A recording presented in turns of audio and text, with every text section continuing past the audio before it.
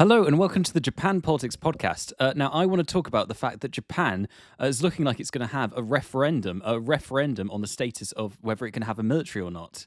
Now, it was announced recently in a speech by Japan's PM, Sanae Takaichi, that she was planning on having this referendum, and that would enable, effectively, Japan going forward to legally have a military, which is confusing because, in many respects, Japan already has a military. It has the SDF, Japan's Self-Defense Force, which is probably one of the most advanced, largest militaries in the world, but it's just legally called a self-defense force, not a military. And so this referendum, I guess, would sort of resolve that sort of awkward legal constitutional situation where they're having to pretend that it's not a military when it is. So if this were to happen, how would it work? Well, there would have to be a vote, I think, with a two-thirds majority. Would have to go through both houses in Japan, the lower and upper house.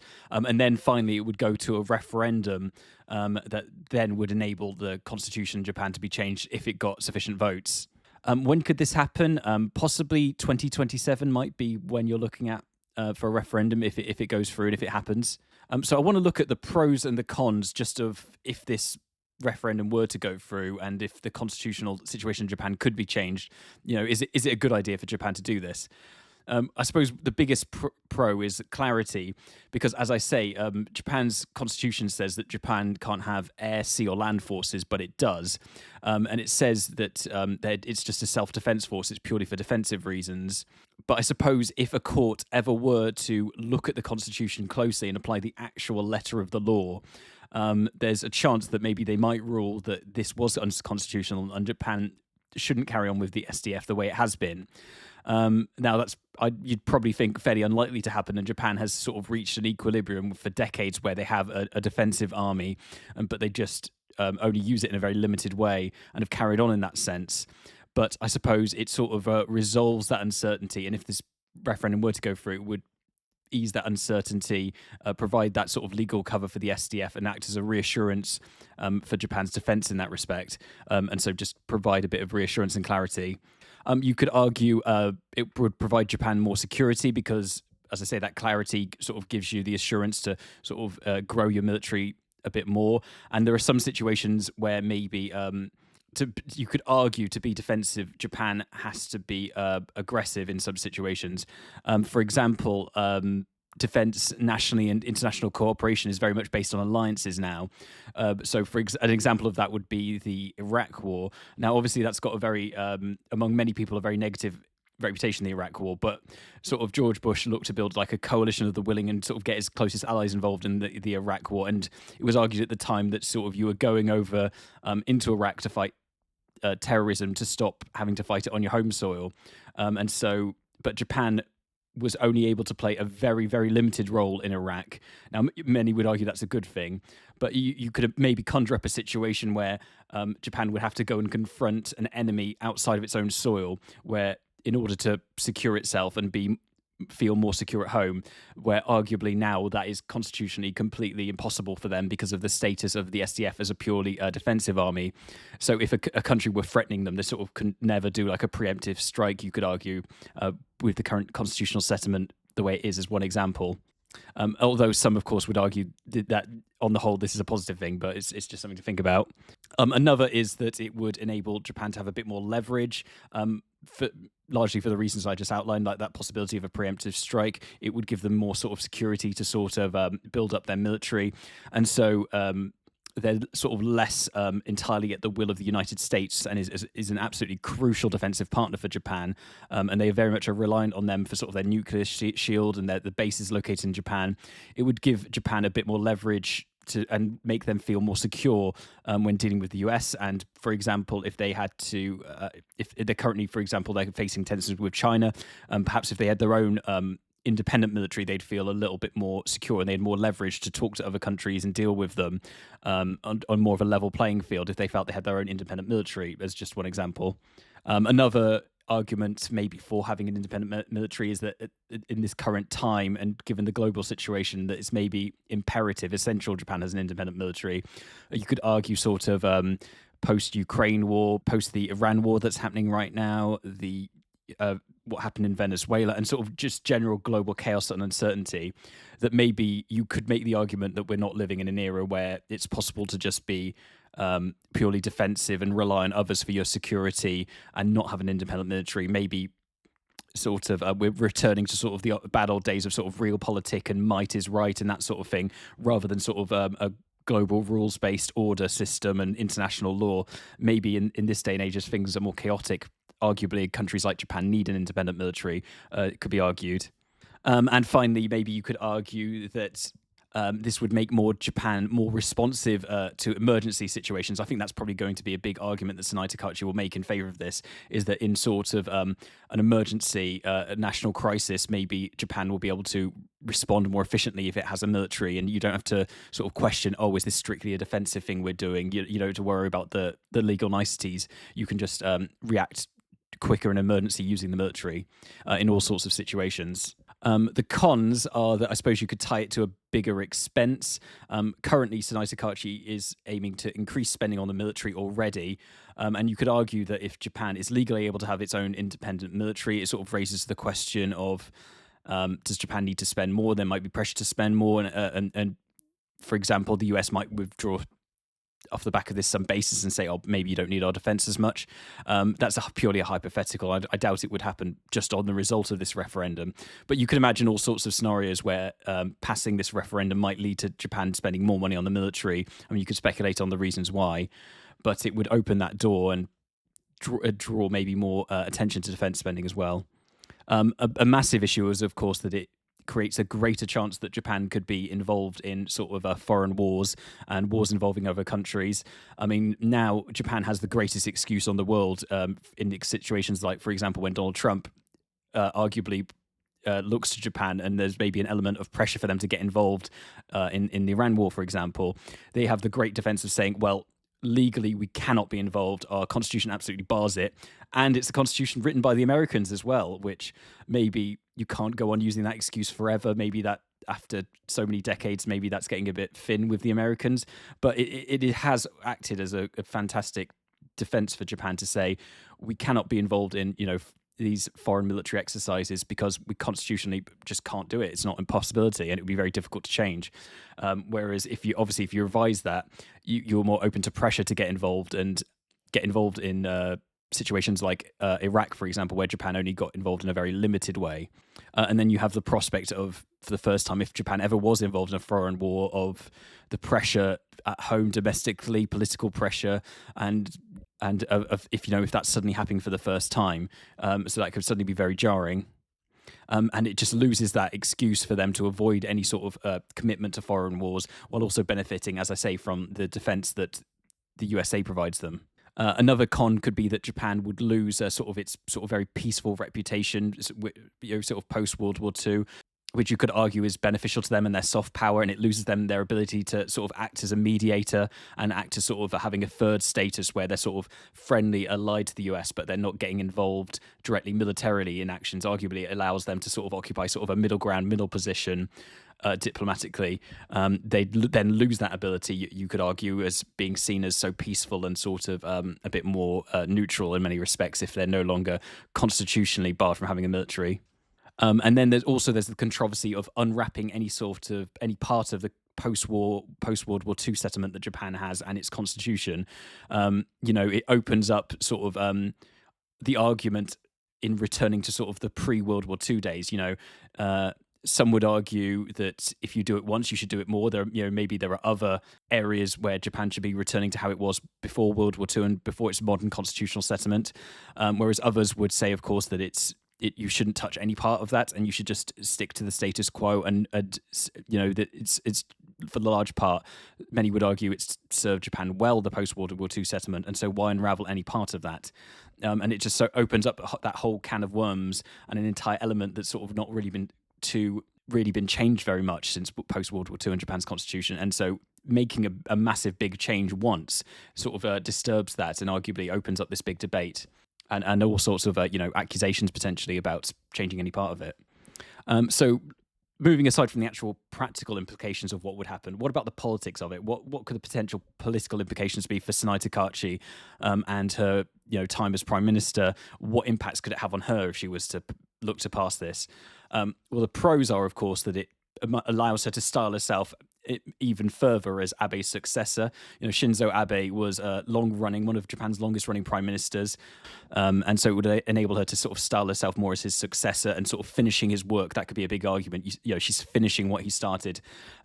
Shinzo Abe very much wanted to pass this constitutional referendum, but just wasn't able to for various reasons. It was something he never got to, and so that's an argument that Sanae Takaichi could make, that she's sort of following through on a politician who was voting multiple times. He very much wanted to pursue this referendum, and so maybe that gives her the ability to style herself as his successor. It enables her to appear sort of tough and strong, tap into that sort of Margaret Thatcher-esque Iron Lady persona as like a strong leader. And that's something that arguably very much got her elected, and elected with the biggest post-World War II majority seen in Japan. It got her this big electoral victory by posing as and sort of styling herself as a strong leader, and sort of her position in sort of standing up to China, and her positioning herself as a strong leader while there's sort of ongoing tension with China. Arguably that fed into her big electoral victory. And so it lets her sort of feed on that reputation and grow that reputation a bit more, and sort of go into that persona a bit more. Also, this is something that has been rattling on for quite some time in Japanese politics. I mean, I mentioned Shinzo Abe. This is been a big constitutional debate. I mean, it's been debated if even the SDF is constitutionally legal and allowed. And there's been, as I say, a great deal of uncertainty about Japan's constitutional status and its army for a long time, and debates about whether that should be left alone, whether Japan should even go further back into being more constitutionally pacifist. That's what some political parties have argued in the past, or if Japan should revise it completely. In doing this and in finally changing it, and if she were able to get the constitution change, Sanae Takaichi would be able to claim that she'd settled it. It's now a settled matter, and she's the one to have resolved this big sort of constitutional, decades-long argument and debate about what's best for Japan and its constitution. She can claim to have, sort of got to the final answer, fixed it, and say, that was me. I solved it. I solved this sort of big debate, and the Japanese people have spoken. That's what they think is best, and that's down to me. That can be sort of a big constitutional and sort of a big legacy victory for her if she's the one to sort of answer this big hanging uncertainty. And there's also an argument that it's maybe a vindication of why people should vote for the LDP versus parties that at one point looked like they were sort of rising, although they still are to some extent, like Sanzato, who at one point looked like they were sort of a threat to the LDP. Now, when they elected Sanae Takaichi, she was able, as I say, to move on to win this big electoral victory. But this would be quite an argument as to why you should continue voting for the LDP and giving them a big majority versus going to sort of newer, more populist, they would perhaps argue more right-wing parties like Sanzato. It's like you should stick with the LDP because we can enact actual change, because the LDP would need to clear this big majority hurdle in both houses, unable to get a constitutional referendum through.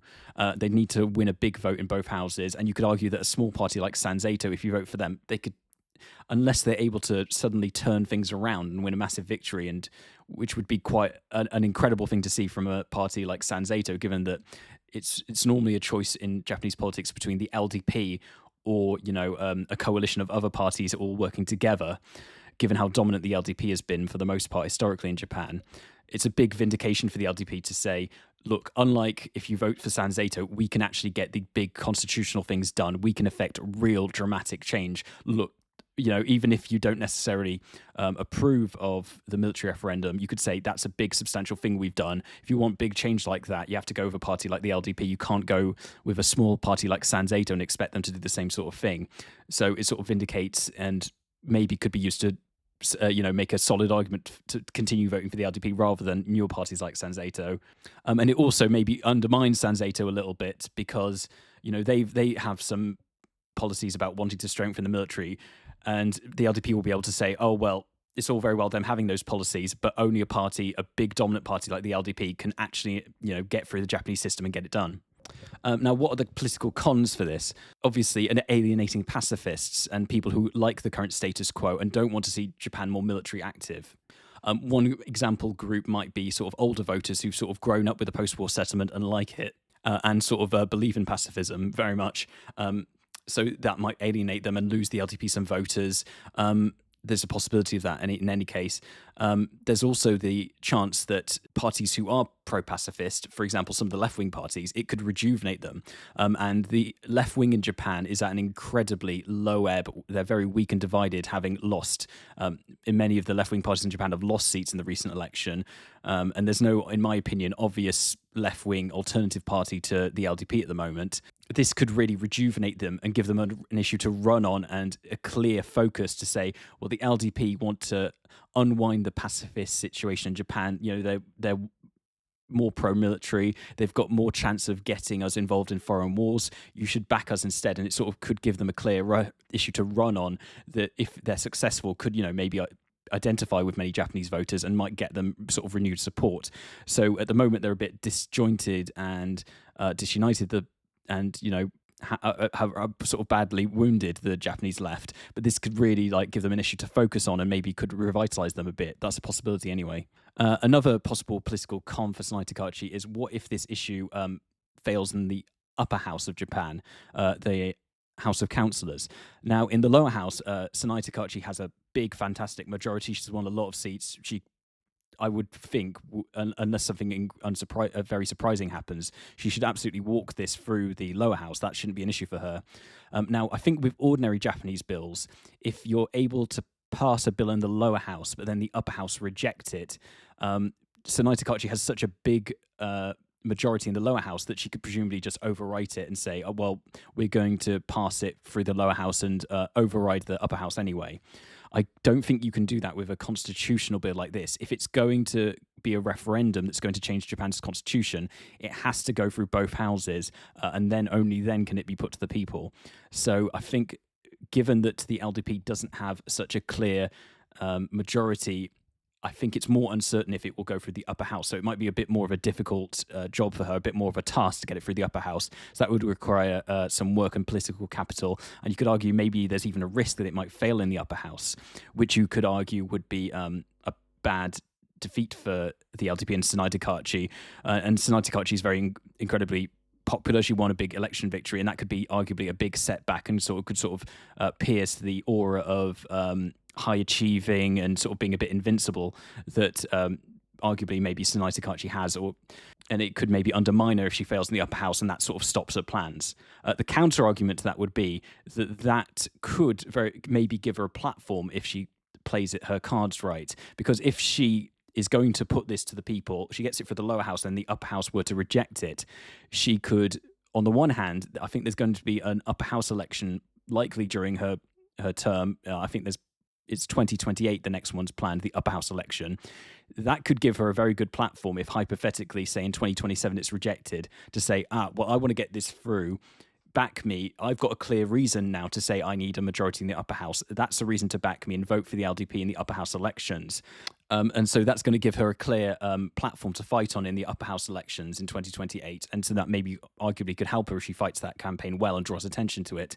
And also, of course, and this could very much help with that, is the fact that she could then say, the politicians in the upper house, despite me winning this massive electoral victory in the lower house and having a big mandate, are blocking me, despite me being popular, despite me having a big electoral mandate, winning the biggest election victory since the post-World War II.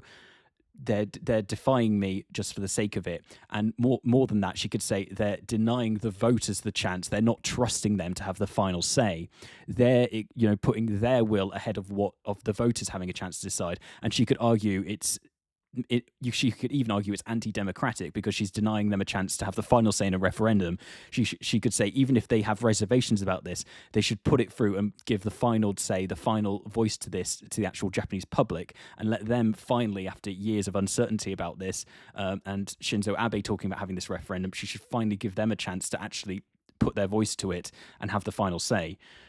If she plays that well, in this hypothetical, that maybe could resonate, and she could make an argument that even if you are against this referendum, you should want to have your say in it. You should be given the chance to vote against it if that's what you want. It should be your decision, your choice. We should have a debate about this and leave it up to the people. So she could make a very sort of populist pro-democracy argument if she's blocked in the upper house and is sort of frustrated in that way. But of course that has risks. I mean, it could of course make her look bad. And you can make the counter argument that people vote for the upper house and they're just enacting on what they're following through and enacting on their views, and it's sort of your difficulty to get it through the upper house. But you could see how that might be a powerful argument maybe in that hypothetical. Another con politically, maybe if this was to go through, is that it maybe makes the focus that Sanae Takaichi has. I mentioned she's spending more on the military. It makes it a bit more visible, and it really associates the military with Sanae Takaichi. She'll have spent, if she has this referendum, a lot of political capital. She'll have given it a lot of attention, and so if this were to go through, it draws a lot of attention to how much time and focus and publicity has gone into the Japanese military, and perhaps also how much money Sanae Takaichi is looking to spend on the military as well. Now, at the moment, there's something of a cost of living crisis, I believe, in Japan. There's been a rice crisis as well. And of course, there's this lingering situation with Iran. Maybe if that carries on, there could be difficulty for Japan with oil and petrol and energy prices, and sort of that could create cost of living and very serious problem for Japanese people. You could maybe make an argument that if she puts all this time and political capital and money into the military in this referendum, that people could say, well, shouldn't you be focused more on us, more on the concerns of ordinary Japanese people, our ability, to put petrol in our cars, our ability to heat our houses, our ability to pay for basic goods? Shouldn't you put some of this focus and time and money more into that and less on the military referendum? That's sort of something you could say as a rebuttal if she does put the considerable time and effort into this referendum. That's something you could say as a rebuttal. The final possible negative drawback is that it very much puts a focus, or it could do if the opponents of this fight the referendum well, the fears that this is going to make this is all just to make it easier for the Japan to go along with whatever the US wants, and that if the US wants a war, this will make it easier for Japan to be involved, and maybe even that's, cynical people might say even that's why this is happening. That might be what opponents would argue to this referendum. And this would draw out all sorts of fears about the possibility of Japan getting involved in foreign wars and what could happen if pacifism ends in Japan. And of course, the close ties that exist between Sanae Takaichi and Trump. And so this referendum and putting this through could stoke fears that, what happens if we don't have this, shield of saying, oh, we can't get involved in a war because of the constitution, and people who are maybe cynical or fearful of why this is going through saying, oh, maybe it's all just so Japan can get involved in foreign military adventures. There's a perception there. And a concern that could be played to people. Maybe an argument that really highlights this is some recent comments that Donald Trump made. Now, during a White House press conference, he made a statement, and roughly what he said was, who else didn't help us? South Korea didn't help us. Who else didn't help us? Australia didn't help us. Who else didn't help us? Japan. We've got 50,000 soldiers in Japan to protect them from North Korea. We have 45,000 soldiers in South Korea to protect us from Kim Jong-un, who I get along with very well. So he's sort of directly calling out Japan by name. And this is maybe a little bit politically embarrassing for Sanae Takaichi as she's looking to potentially hold this referendum, particularly as she recently went to meet Donald Trump and she avoided the possibility, the spectre of Japan getting involved more in Iran, which many argued was something that Donald Trump wanted. And she had a meeting with Donald Trump and she was sort of very complimentary to Trump. And she announced also a good amount of money, I think billions in investment in American industry that was coming from Japan in that meeting, which you could argue was a little bit of something to offer Trump rather than military assistance. And so she went there, arguably put up this money, was very nice to Trump. And now after the fact, which at the time you could argue, and I felt at the time was probably the best thing she could have done because it kept Donald Trump on side, and it also kept Japan out of Iran. But obviously you could argue that she sort of went there and gave him lots of money, and the follow-on from that is that he's still called her out in public and sort of called Japan out directly. And even you could argue, reading between the lines of that statement, he's sort of maybe hinting that maybe we shouldn't have these thousands of soldiers and US bases in Japan. Which is politically maybe a little bit damaging and difficult for Sanae Takaichi, having gone to that meeting. And as I say, put up that money and for him to go on to say that. Now, on the one hand, you could argue that maybe it does help her in a way, him making those statements, because he's sort of alluding to the possibility. You could argue, at least my personal opinion reading that, is that maybe he's alluding to the possibility of, oh, why do we have these thousands of soldiers in Japan? That maybe heightens the importance of getting this referendum through in Japan, not being quite as reliant on the US and building up its own military independent of that. But it also highlights that sort of maybe he's disapproving that Japan is not getting involved and helping out in the Strait of Hormuz and getting more sort of involved in the situation in Iran. And that's maybe something that people who are pacifist and absolutely have no interest in Japan getting involved in Iran, they could highlight that and say, you see, that's what he wants. Maybe that's why she's getting this referendum through. That's something you could argue potentially if you're against this.